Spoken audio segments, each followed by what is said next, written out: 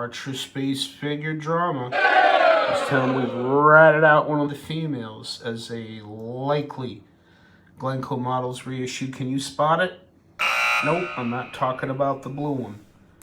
If you look closely, the gal on the left, their hands on her hips, she has kind of a yellowed hue to her that I'm taking as a patina of age. The one in the middle holding the baby does not have that sort of patina look to it. The blue gal sort of does. I'm not sure what to make of it. But the dead giveaway, I think, is the flashiness around her feet. Archer was much more careful with their pores and their trims. Even the blue one's looking great. And to hold up as an example, here's this blue guy who's just the wrong blue, but he's got like a crescent moon of extra plastic around that foot, which just is not typical of the Archer work. He also has the small C in the copyright circle on his back, Captain. His pat pen is also upside down for whatever reason. Still waiting for some information on what that may have to mean. But I'm fairly certain that the female in the middle is a Glencoe Models reissue. We can try the Clink Test, although she appears to pass it. That's a more typical response for a Glencoe's reissue for the Clink Test. The female in blue, I think that's up to subjective interpretation, which probably means she failed. The other female without the baby, she passes marvelously. Alternate Clink Test for variance of response.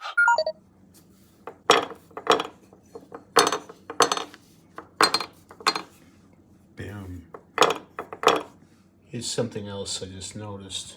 I was looking at the back of her helmet, of the blue one, and decided that it was kind of smooth compared to these two. That's okay, Fond, but that's kind of smooth. We're missing that detailed ridge.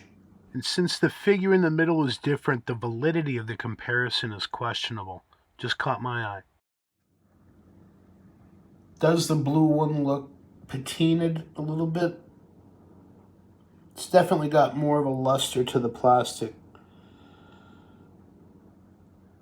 And there you can definitely see that the gal with her hands on her hips definitely has some aging and yellowing to it that is not present with the one in the middle. Now reclassified as a Glencoe Models reissue, Captain. So the only one that I'm willing to go to bat on being vintage is this gal here.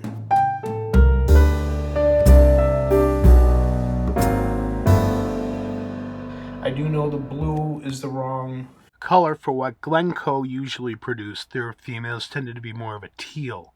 If you're set on having a vintage Archer female, stick with metallic silver, metallic green, and metallic lavender. Or better yet, find them in a group with known vintage figures.